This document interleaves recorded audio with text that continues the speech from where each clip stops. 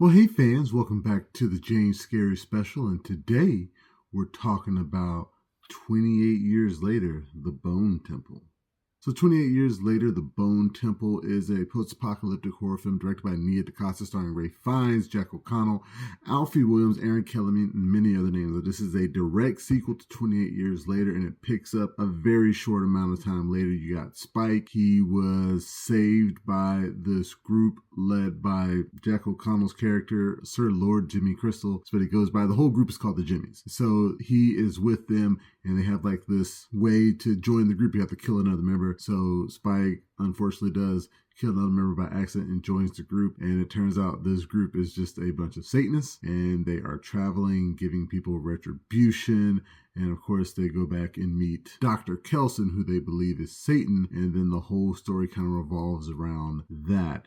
I enjoyed this movie. I enjoyed 28 Years Later, The Bone Temple, more than I enjoyed 28 Years Later. I think this is a better story. It focuses a lot more on Dr. Kelson and his urge to try and find a cure for this rage virus. And I thought it was very interesting. The same thing with Alfie Williams, Spike in this one. For some reason, he feels a little more frightened, a little more frail. In the last one, I know it's his first time out of his village on the hunting trip, but him going back out in the world, I was not expecting this to be what happens to him so quickly. And I'm glad that the character was not killed, because there was a certain point I was like, oh wow, they're going to kill this character off very quickly. But that's not what happens. But him getting involved with this group just says a lot about the youth of the character is explored more, I feel. There's a lot more weight to what could actually happen to him, that he's not going to be so as safe as these kind of characters are typically in these kind of movies. But seeing how that whole situation played out was fun. I thought it was well acted. Jack O'Connell, wow, he's a great villain.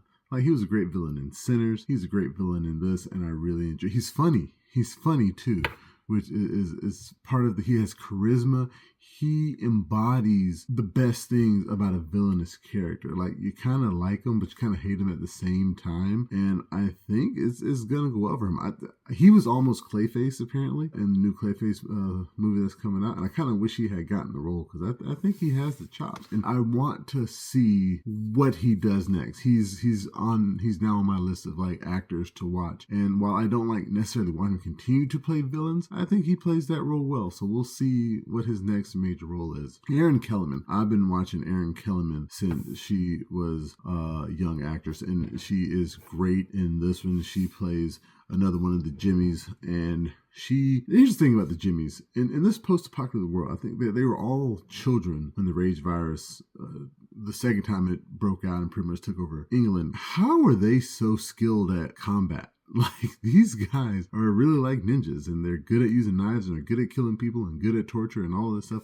How did they learn that if they all grew up as kids? Who trained them? We don't get any of that information. I think you got to suspend some disbelief, but that was just weird to me. But Erin Kellyman is great in her role as one of the Jimmies. I think her real name is revealed to be Kelly. And the funny thing about her is, Erin Kellyman is mixed. She is very light-skinned. She's wearing that blonde Jimmy wig through most of the movie. She could pass easily if you didn't know who she was. But I think the way she portrays the character, she's a little off, a little crazy. But she's loving. She's like a big sister to Spike when he joins this murderous group. She's kind of like the one that has a heart, so to speak. The rest of those guys, crazy cold-blooded murderers. Especially that one female, I can't remember her name, but wow, crazy. But I think Nia DaCosta did a good job directing this movie, directing all of these talented actors. I think this is my favorite movie of hers, and I'm kind of sad that it was dumped in January.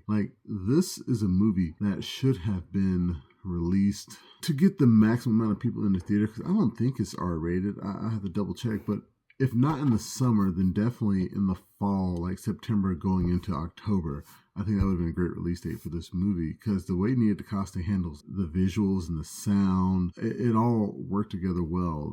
Like I said, this is her best directing job by far. And it's a shame that it's probably not going to make as much money as it could. Ralph Fiennes, Dr. Kelson, fantastic performance. I would say this is an Oscar-worthy performance from him. And I don't know, since it came out in January, it's going to be damn near impossible for him to get an Oscar nod for next year's award ceremony. But if they could somehow, again, this had come out in the fall, I think he would be in there. But if they could somehow just keep promoting him throughout the year, I think he deserves that nod. A great story, him figuring out that cure, which is the main story is him curing this giant infected guy. I can't remember his name, and even that guy's acting of him like slowly coming out of the infection and returning to normal was great. Now there's a few things about it that I still don't quite understand, especially with him only having a limited amount of drugs. I think that should have been a bigger role overall of the story. Like, he finds a cure. Spoiler, he does find a cure, but how do we get this cure out to the rest of the world? Like, I don't think Spike gets his notes in any way. Like, if he had given Spike his note, and considering the ending we got, I think it would have made more sense to have that happen. I am interested to see that apparently it's supposed to be a trilogy, what the next one's going to be, if the cure is going to become a bigger thing.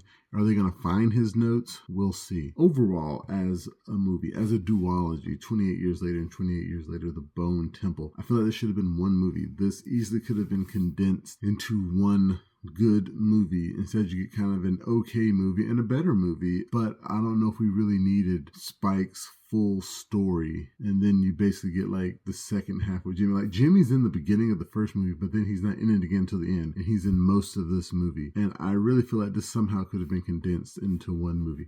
And the fact that they split into two, it does bug me, and I have to bring this up. This movie is called 28 Years Later, The Bone Temple, and I know we can't do 28 months later currently because of the time span that these movies take place. It can't be 28 years later and then go back 28 months later. But 28 minutes later was available. They could have did 28 minutes later and 28 hours later. Like, there's so many other 28 blank later titles they could have used to make this movie. So we'll see what the next one is. I think the third one, and apparently it is moving forward, is going to be another 28 years later subtitle. We will see. And spoiler alert, Cillian Murphy's in this movie. He reprised his role from the very first film where he played Jim. We don't exactly know why he's still there, because I'm pretty sure I thought he would have escaped. I kind of got to go back and watch that first movie again. But I am interested to see how they're going to wrap his character back into the story. I wonder if Jeremy Renner's going to show up in the next one. Like, there's so many things I kind of want to see in this franchise, because I do think once this third one comes out, this franchise is probably going to be done after that, because I don't know how much further you could go, especially once they found a cure. And it will be a great 5-film set. So yeah, well acted, good story. Nia DaCosta, good job. And I want to see the third one. I want her back to direct the next one. I don't think we need Danny Boyle or Alex Garland. They put their fingers in the pot and they can move on. Give it to Nia DaCosta and give her a better release date. So in terms of a score, I'm going to give 28 Years Later, The Bone Temple a decent 8 out of 10. I really enjoyed what they did with this movie, what they did with this story, and surprisingly better than the last. And can't wait to see more. I want to thank you guys again for tuning in to the JanuScary special. Remember, you can find the full review on YouTube and the website, flipfrogllc.com/flixfrog. Remember, you can find us on Facebook, Instagram, Twitter, and Reddit. And please, pretty please, make sure that you like, share, and subscribe. And until next time, I'll be seeing you.